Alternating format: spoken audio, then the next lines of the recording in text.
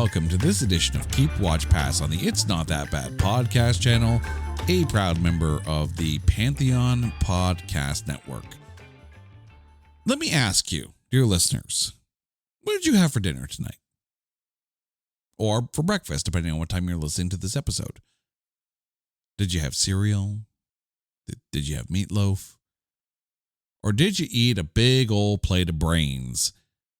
I'm hoping it's not the latter, because we're talking about zombie movies. And here to join me on this ride through the undead, my lovely wife, Carrie. Carrie, how are you doing? I'm great. I'm actually quite excited to talk zombies. Okay, so I am very, very curious what your criteria was. I mean, obviously it's got to have a zombie in it, but were you looking for straight zombie films, or were you looking for films that were maybe a little outside of your run-of-the-mill brain eaters? Well, judging by my choices, of which will be shared a bit later, I mean, if you know me, and you know me, I should hope so. the choices that I made were quite easy for me to pick. Like it was a no-brainer, if you will. Oh, no brainer means no dinner. Okay. All right. So here's what we are going to do, dear listeners. Oh, dear God. All right. So we are going to pick 3 movies each and try to keep our zombie jokes down to a bare minimum. Although I make we're going to bury them 12 feet deep. 12 feet, because 6 feet apparently isn't good enough. If the zombie can stand up and find their way out of the grave, the grave is not deep enough. We're going to pick 3 films each. Keep, a watch, and a pass. The keep is one that we would absolutely rise from the dead. The watch is one that we'd let it visit every now and then, but we would return it back to its grave. And the pass is one where we would put it 12 feet deep. So, Carrie, going to head over to you for this one. What is your keep zombie movie? Without a doubt, From Dusk Till Dawn. Oh, excellent. I should have known. You should have known. I should have known. This is why I was so excited by the task at hand. This is not my wheelhouse. Like zombie, horror, monster movies, not my favorite, not my go-to. But I was so excited at my choices, both for my keep and my watch. I mean, that's the thing. Like, I can agree that it's not necessarily my go-to genre as well. Like, very rare do I sit there and say, you know what we need to do? We need to watch a zombie film. No, but any chance that I get to see the pairing of Quentin Tarantino and George Clooney, and oh my God, any movie with Danny Trejo is a fantastic movie. It's got Harvey Keitel as he's like a preacher and a father, and you know, he's trying to make peace with some really bad dudes. And then, you know, the thing I love about this movie in particular is it's half a Tarantino movie, and then it just goes way wrong after dark. Yeah. Like, and that's where it truly becomes a zombie movie, which again is not my first go-to, but I just absolutely love, like, Selma Hayek was just stunning in this movie. Danny Trejo, come on. It's a zombie slayer. I mean, the other thing too is most people wouldn't necessarily sit there and say, yeah, no, Quentin Tarantino, Robert Rodriguez, they can do a zombie film. That'd be right up their alley, because Tarantino, of course, at that point in time, you know, Reservoir Dogs and Pulp Fiction, and Robert Rodriguez, you know, more known for El Mariachi and Desperado. And then it's like, nope, zombie movie time. And they knocked it out of the park. And then they weren't involved in the other ones. Because you know, someday you're going to have to go down that road. I'm ready. Texas blood money, y'all. My keep film. Are you ready to smile? I am. Shaun of the Dead. Oh my God. Yes, I forgot about that one. Love it. Zomcoms are like really, really good. Like, Is that a thing? Zomcom? Yes, it absolutely is. That's a genre? Yes. Zomcoms. And this kind of fits right into that. I love that. Right? The funny thing is that sometimes you have this too with like vampire films and monster films, where if you just go with the typical, like Walking Dead, Night of the Living Dead kind of zombie film, it gets boring and predictable. A film like Shaun of the Dead, I mean, even by the title alone, it knows exactly what it's doing, right? Simon Pegg, Nick Frost, before they tried it for the roles of Michael Sheen and David Tennant in Stage season 2, which, yes, if you listen to the show, you must go watch Staged. These guys, brilliant working together, and the film is so quotable. And really, it's up there with one of the best Simon Pegg and Nick Frost movies out there. Like, between that and The World's End, like, so good. And Hot Fuzz too. Like, working together, Simon Pegg and Nick Frost are comedy gold. And Shaun of the Dead was very much almost like the worldwide announcement of that. I know they had done some stuff in the UK on television before that, but this is brilliant. My watch film is a movie that we have discussed on this podcast before. The Scout's Guide to the Zombie Apocalypse. Oh, yeah. And instantly, Carrie is remembering many scenes of that film that should not be remembered, and we will not be watching this film with our children anytime soon, not till they're adults. But this film, if Shaun of the Dead was a good meta comedy for the zombie genre of films, The Scout's Guide to the Zombie Apocalypse is the film that ratchets that up to 12, 13, more than 11, that's for sure. And adds not necessarily a bit of raunch to it, although there is a bit of raunch there as well, but definitely the absurdness and the level of zombie kills that are in this film, like going overboard for the sake of knowing that you have to go overboard with this. And all the actors in this, like, for the grotesqueness of the kills and for the absurdity of the humor in it, the characters in this film are actually well thought out and well acted. Like, at its core, this film is well scripted. The characters all make sense. And at no point do you sit there and go, why does this character do this dumbass thing? It's actually smarter than you would think for a film called The Scout's Guide to the Zombie Apocalypse. With enough memorable sight gags and dick fart and boob jokes to downplay to the masses, but enough smart script work to upplay to film aficionados. I'm not going to lie. I'm the masses with the M being silent because our youngest, our youngest still to this day makes fun of me for how I guffawed at that movie. Like, well, I just... Little does he know what scene you were guffawing at. And thank God he didn't walk into the room at that time. Ooh. Yeah. He'll still make fun of my whoo. My dear lovely wife is literally that scene in The Simpsons of, but ball in the groin has a ball to the groin. Yep. But this one is stretchy.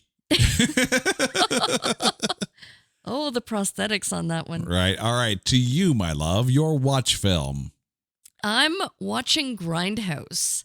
And I do hope that this qualifies because it really was the undead. Arguably, I mean, were they zombies as far as like your stereotypical bite on the neck and then they rise from the grave and start chasing people. The Planet Terror side of Grindhouse definitely does qualify. The Death Proof side definitely does not, but the Planet Terror side does. And that's the thing too. Once you realize that, From Dusk Till Dawn exists because Robert Rodriguez can do whatever the hell he wants, Planet Terror makes a ton of sense.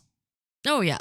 I mean, definitely seeing it in theater was amazing. Oh, yeah. I remember, too, the hype. Like, when it first came out, I'm like, this is going to be great. And then I just sat there like, oh, this is really bloody, but great. Yeah.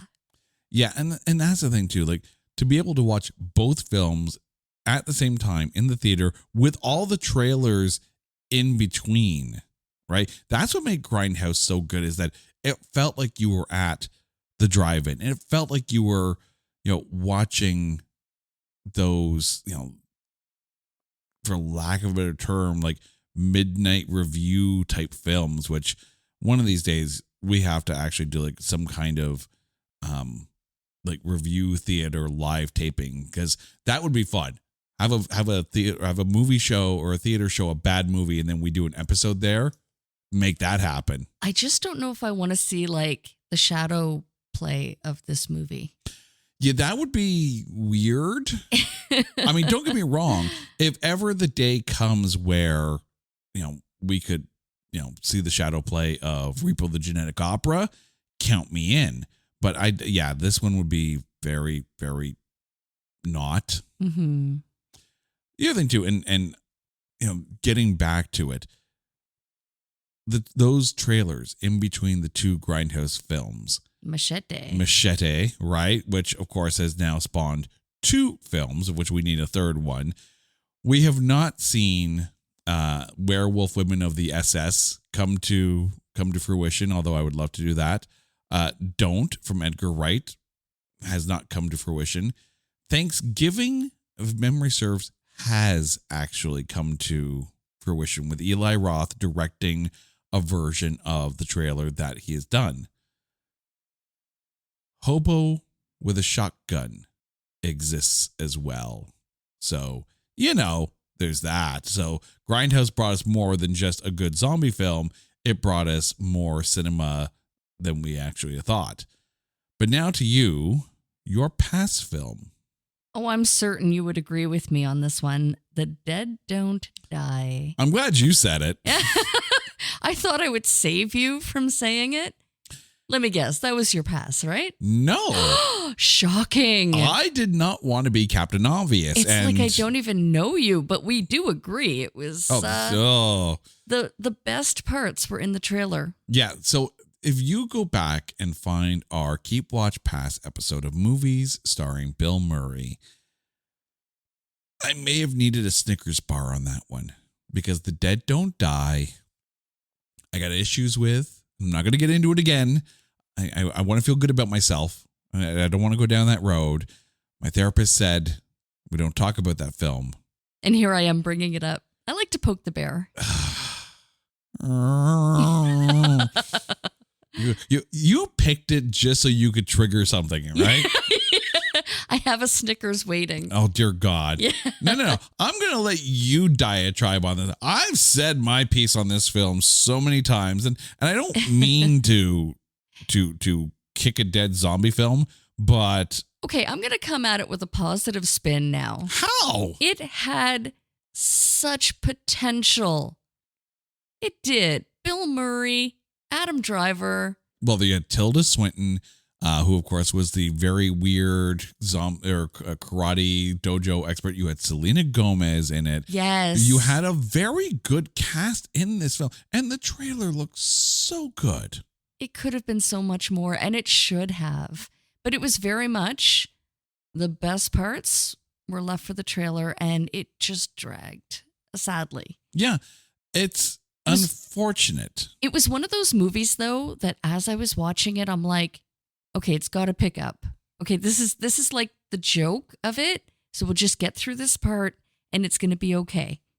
And then by the time the end credits rolled, I was like, it didn't get okay. No. There's nothing okay here. No. It's over.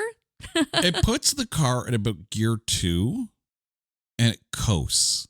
Yeah. And it doesn't, like, because there were points where I'm like, oh, this is going to be very meta. I get it. They're in a movie and they know they're in a movie. I get it. Okay, this is funny. But it's not. It's not. When does it get funny?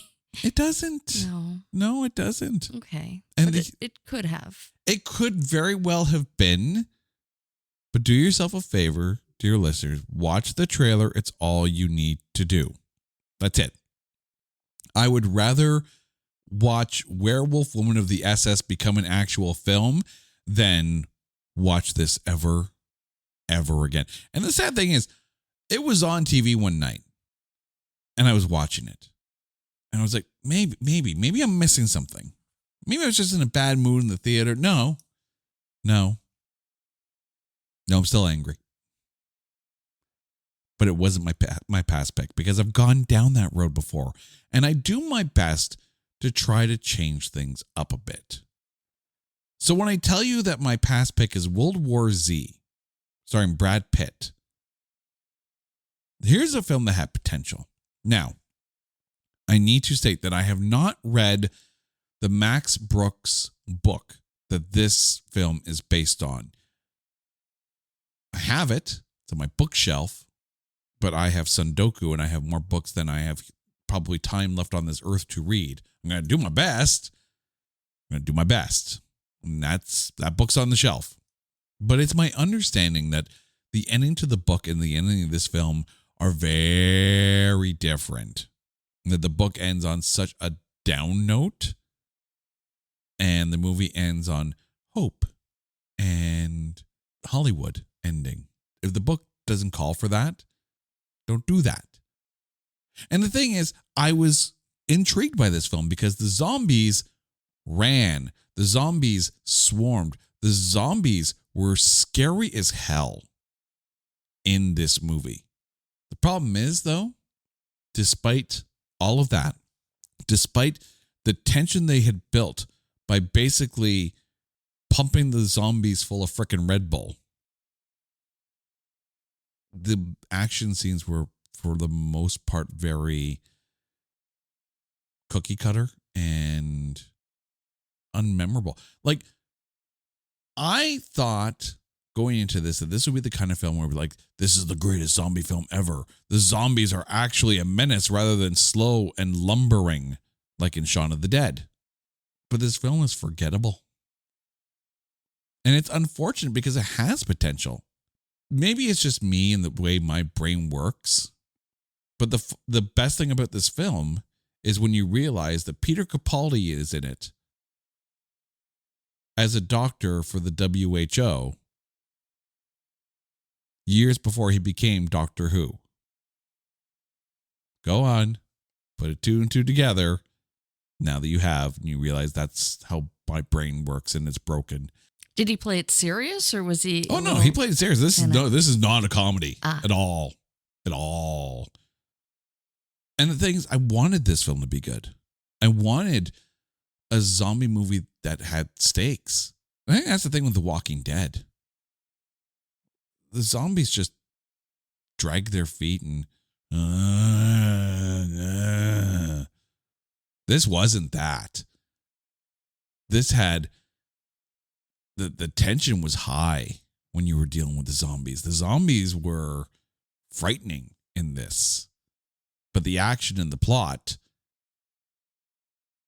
were middle of the road. And maybe it's because it's a letdown. It's a big film based on a popular book with good actors. It was a letdown. It was the weight of expectation dragged this down. All right, Carrie, thank you. Please remind our listeners what your keep, watch, and pass zombie movies are. I am keeping From Dusk Till Dawn. I am watching the Grindhouse movies specifically for Planet Terror. And I am passing on The Dead Don't Die. Thank God you did, so I don't have to. All right, my keep film is Shaun of the Dead. My watch film is The Scout's Guide to the Zombie Apocalypse. And my pass is World War Z. Now, dear listeners, you guys know the drill. If there's a topic that you want us to cover on Keep Watch Pass or a movie that you would like us to cover on It's Not That Bad, follow us on social media at Not That Badcast or go to our website at notthatbadcast.com and drop us a line while you're there. Until next time, she's Carrie, I'm Jay, you guys are awesome. This is Keep Watch Pass on the It's Not That Bad podcast channel, a proud member of the Pantheon Podcast Network. Take care.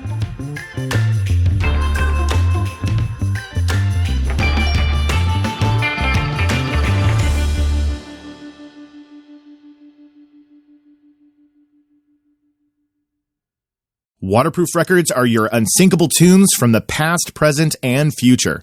What's up, everyone? I'm Jacob Givens, the host of Waterproof Records podcast. So what exactly is a waterproof record? Let's go back in time for a moment to when you were a teenager, and it's the first time you heard an album that would change you forever. Whether you're a musician and it was the reason you picked up an instrument and started a band, or if you're just a music lover, it's the album that made you who you are to this day. You'll tell people that your life wouldn't be the same without it. It changed your DNA. So join me on the podcast where I do deep dives on some of the most influential and important albums in my life. And other times I welcome guests on the show to talk about their musical journeys and what they consider to be their waterproof record.